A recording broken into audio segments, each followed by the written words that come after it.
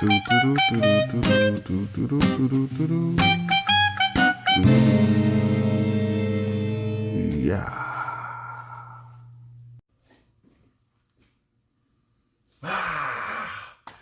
YouTube! What's up, baby?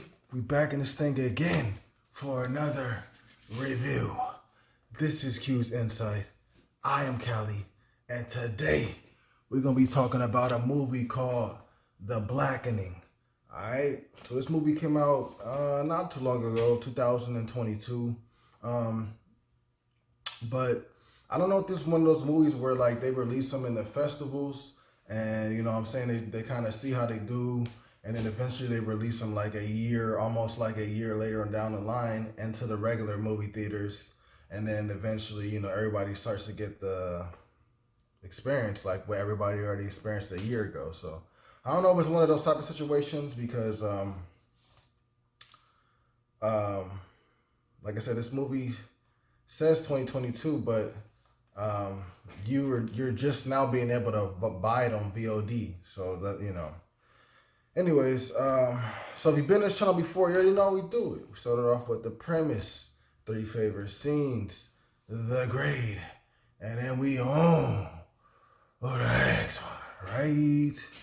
So again, we have The Blackening, all right? Movie came out in 2022. Okay, so this movie follows a group of friends, right? There's not necessarily anybody within the group that's necessarily like the main character. And I can't say one, I was going to say one thing right now, but it would be too spoilerish, so sorry about that. I'm not going to do that, so but what I can say is this movie takes a group of friends, and these friends have not come together and reminisce of old times, and you know, just had some dinner and drinks, whatever. You know, just came together and chilled for a while. They haven't done it for a while, so the plan is meet up with each other at this. I forgot if it's like a cabin or whatever it may be. And then, you know, we're going to chill or have fun. So you got you have 7 friends that are being invited over to the people that are throwing the party. Okay. So, we see all 7 friends per se, because one of the people that is invited, Clifton, we end up seeing that he knows of these people, but does he really mingle with them like that? You feel me, on an everyday basis? So kind of already gets you thrown off about the character and maybe thinking like maybe he's the, you know. So I don't know, bro. That was pretty weird that they did it like that, to be honest. But you know, everybody is just on their way to the cabin to you know, just to chill and have fun. And once they get there, everything is going well per se. You know, there's a little animosity between certain people in the group, but still, you know, everybody's gonna be cordial. You know what I'm saying? This is a time to party and have fun and reminisce. So everybody's gonna be cordial no matter what, right? So as everybody's having fun, they end up discovering eventually a game room. Okay. Now this game room has a specific game called The Blackening. All right, and it's on the table in the game room. They lift the box. We see the mascot of The Blackening. And then also we hear that, you know, this box, whatever you want to say, the game, it has somebody that's watching them. So they have to play the game in order to survive. If they do not play the game, they all will pretty much die. So That's the premise. Play the game, survive. Don't play the game, die. Right? But it sucks because even when you do play the game, you already know some people are gonna die, right? But this is basically the whole thing. That's basically the premise of the movie, man. So friends get together to this cabin. They get to the cabin. They end up finding this game. This game ends up being controlled by this killer. This killer wants them to play. If not play, then die. That's it, bro. If you guys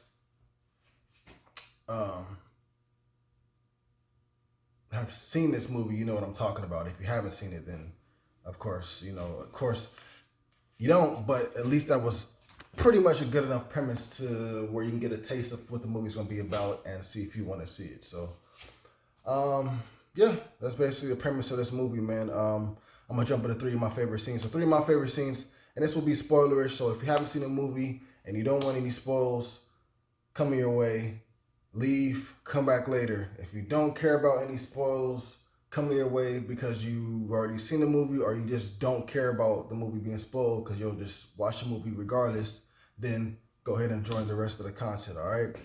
But 3 of my favorite scenes, bro, will be Dwayne and Namdi talking with their minds, because we end up seeing in the very beginning of the movie that Allison and Lisa, they're talking to each other with their mind telepathically while they're in the car with Dwayne, right?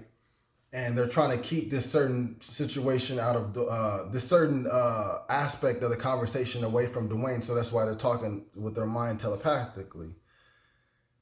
And then at the end of the movie, this part that I'm talking about right now, we see that Dwayne and Namdi actually are in a situation where they have to try to make a plan to escape. So they talk telepathically and they're like, oh man, I can't believe this works. Da da da da. Oh, this is what we're gonna do. We're gonna, I'm gonna hit them low, you hit them high, and then everything's gonna work out type stuff. And then they're like, hold on a second.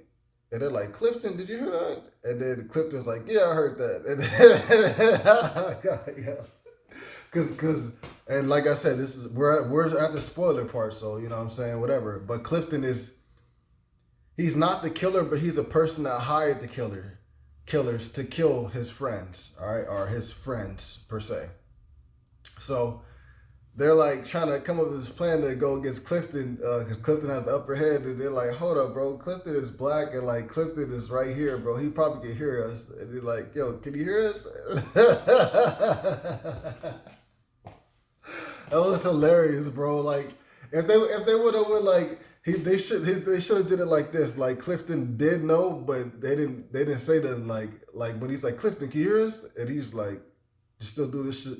And then like they do it, and then like he moves out the way or whatever. It's like and he don't even like laugh out loud. He like laughs to them like I heard you. You know what I'm saying? I was waiting for you to do it so I could move out the way and play, like mess with you or whatever. To start laughing and then continuously laugh like outside of his mind. And then everybody's like, yo, what are you laughing about? And then he's like, oh, it's just an inside joke. They understand or whatever. You know what I'm saying? That would have been killer, bro.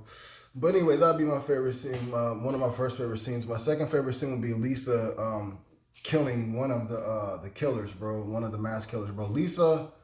Like, the weapon that she took, bro, you're like, yo, like, what is this candle holder going to really do? That candle holder is a bludgeon weapon, bro, and she, like, bludgeoned that fool to death, bro. Like, she literally smashed his brains in, like, and it was just crazy because it was like, I was seeing her hitting him, and I was like, damn, boom, boom, boom, boom. I was like, okay, or whatever. I see a little blood come up, a little blood squirt up, whatever. Then I start seeing chunks come up. I was like, God, like she is like really going in. And then also the movie's really going in too. Like they not even shying away from like any type of gore. Like they knew like, okay, well, this is like one of the only deaths in this movie. I mean, there's more, but this is like one of the only kills in this movie. Let's give it everything we got. You know what I'm saying? So that's what I saw right there, and it was dope, bro. It was dope. Like, she smashed that fool's head in, bro. And then everybody else, like, the way that they reacted to her, like, when she stood up, like, when she was like, just, And everybody's like, yo, like, I ain't riding in a car with Shorty no more, bro. Or I ain't even talking to Shorty no more, bro. Like, I don't even know who that is. Like, the way she was doing that, she was enjoying that a little too much. You know what I'm saying? So, but yeah, that was really funny, bro. So that'd be my second favorite scene. My third favorite scene, bro, would be when Shanika and King take on the other killer. So we find out not only is it that there's two mass killers, but also one of their friends is the one that set up these mass killers with trying to kill, the people at the getaway, which the friend was Clifton. Like I said, this is spoils, so we're, what can I do? Anyways, but when Shanika and King takes on one of the killers, bro, first of all, it was just funny that, like, when Shanika was swimming in the lake, bro, and then like, it just was all quiet and shit, and then, like, all you do is just hear, like, this, you don't even hear that, you just see, like, the water splash, like, you like, what the heck? And you just see this fool just shooting the arrows, like, he just shooting the arrows, dog, like, he not like using no guns or nothing like that. This fool just shooting the arrows, like, and Shorty while she's swimming in the water, bro. Like, it was hella funny. I don't know why to me. And then also, like, when King drops down from the tree and then onto the killer and then starts fighting the killer, then we find out that the killer can't fight. But then also that, they have the upper hand because of the situation, but then they quickly lose it because earlier King had made like some drink with some alcohol in it. Well, like it's like a Kool-Aid spiked drink, whatever. But he put so much sugar in it, so like they're warning him like, yo, like if you keep on drinking all this, man, we gonna get cramps or whatever. So as he's beating up the killer, getting the upper hand, he ends up getting a cramp. Then the killer ends up like coming at him or whatever. But just funny all around. That'd be my third favorite scene. This movie was really good, man. I really enjoyed it. Had a great time with it. I actually do wish I did see it in movie theaters. I was not able to see this in movie theaters, but I actually do wish I was able to see it in movie theaters. I think I would have had a good time. I'm hoping that this franchise can keep going. If we keep doing like these horror comedies, we could do different aspects to it, you know what I'm saying? It can be supernatural, it can not be supernatural, it can be like, like killers like this. Like it's just so many ways we can go about it, you know what I'm saying? And this can honestly be the new version of like, what the Wayans had with Scary Movie and stuff like that, although, the revamped version of that would be like Haunted House, like that, what, the Wayans is doing right now with that. But like just this really reminded me of Scary Movie like 1 and 2 and like kind of what it could have continued to go on to be before they threw the Wayans brothers out of the franchise, unfortunately. But yeah, dude, like this movie was great. I had a great time with it. I will definitely watch it again. I'm definitely telling people to watch it, like for sure. So I think that a lot of people will have a good time watching this movie. The grade for me is going to be a 9.5 out of 10. So 9.5 out of 10, just shy of perfect, but definitely above average, all right? So definitely worth your time. If you guys saw the movie, you know exactly what I'm talking about. If you guys haven't seen the movie, go check it out. Believe me, bro. If what I told you didn't entice you to go watch it, just off of faith, bro. Just go ahead and check it out. I promise you'll like it. If you didn't like it, I mean, hey, at least you tried it. But I'm pretty sure a lot of people like this movie and will like this movie just because it's like it's something that's needed. It's like one of those like, I don't know, bro. It's like we need this right now. We need this right now. We need not just this, but we need more of them. So please keep coming. Please keep making more of these, bro. You know what I'm saying? I definitely had a great time with this. So 9.5 out of 10. You guys heard the premise. You guys heard my 3 favorite scenes. You guys heard my blessing for the movie. You know what I'm saying? As far as pushing it out there for y'all to go ahead and check out. You know what I'm saying? So yeah, that's about it for this movie review. Again, this is the review for the Blackening 2022. You feel me? Movie release. This movie came out. Like I said, I think I'm a little confused by that because you're just now available to buy, but it was released in 2022. Nah, bro. No way.